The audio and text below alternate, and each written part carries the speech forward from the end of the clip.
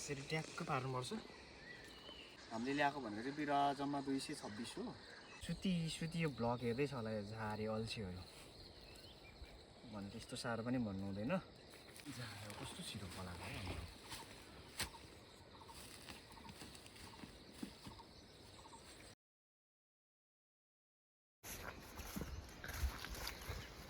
तल धमाधम रोपाइ हुँदैछ हाम्रोतिर।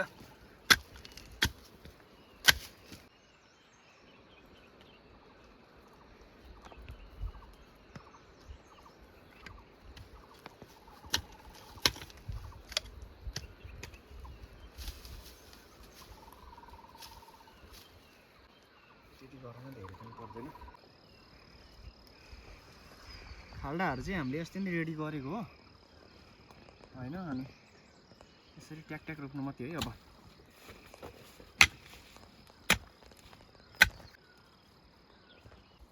यस्तो तरिकाले रोप्ने हो सुन्तला है। यो वरिपरिको झारलाई चाहिँ मजाले राम्रोसँग फ्याँक्नु पर्ने हुन्छ। अनि यसलाई चाहिँ माटो टक्क मिलाएर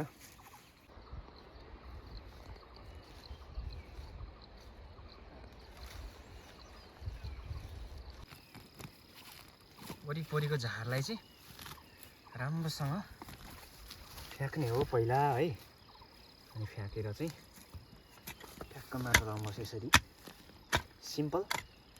त्यस्तो तरिकाले धेरै केही गर्नु पर्दैन।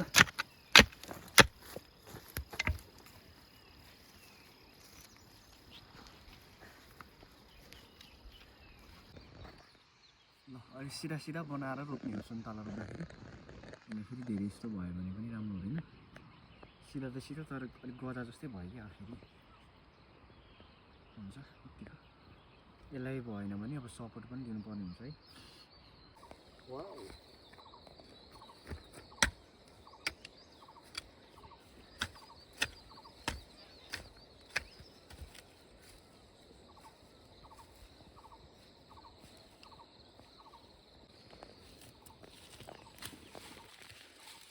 कस्तो छिटो फलाएको है हाम्रो।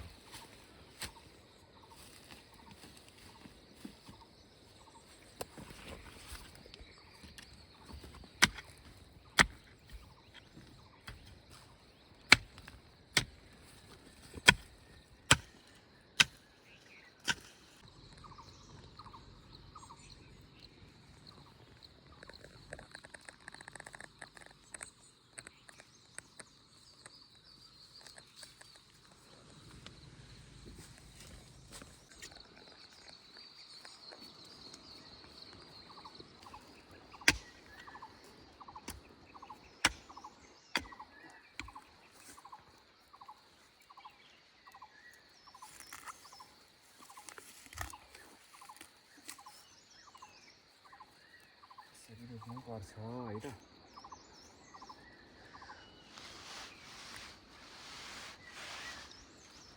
सुन्तला राम्रोसँग यसरी मिलाएर रोप्ने हो।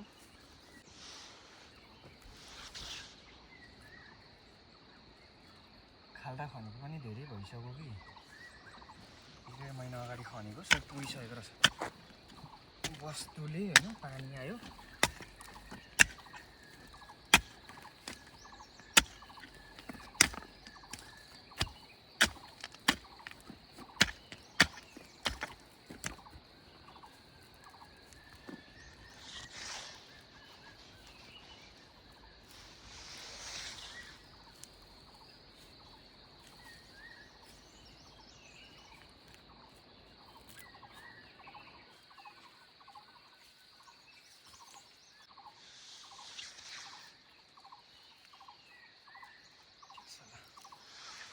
त्यति मिलाउँदै जाने।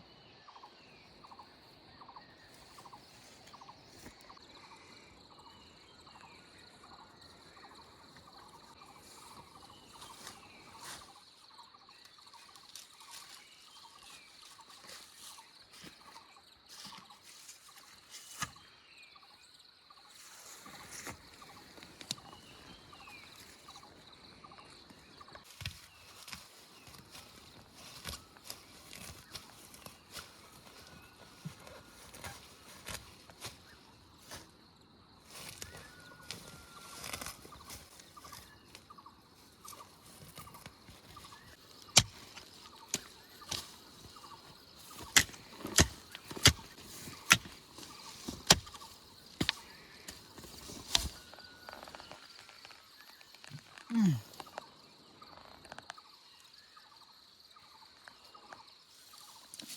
हुन्छ क्या सुन्तला रोप्दाखेरि चाहिँ यस्तो काँडा हुन्छ कि हामी हात त खोजेर भिडियो बनाइसक्यो। अब देख्नेहरूलाई त थाहा छँदैछ नि, नदेख्नेलाई है फेरि काँडाको बारेमा चाहिँ फेरि जान्ने हुन्छ साला बक्लियोल भनिहाल्छ क्या यहाँले। काँडा हुन्छ, स्याउको चाहिँ काँडा हुन्छ कि हुँदैन हुँदैन तर स्याउको काँडा ल सिधा भयो कि खै ठिक छ दामी ल।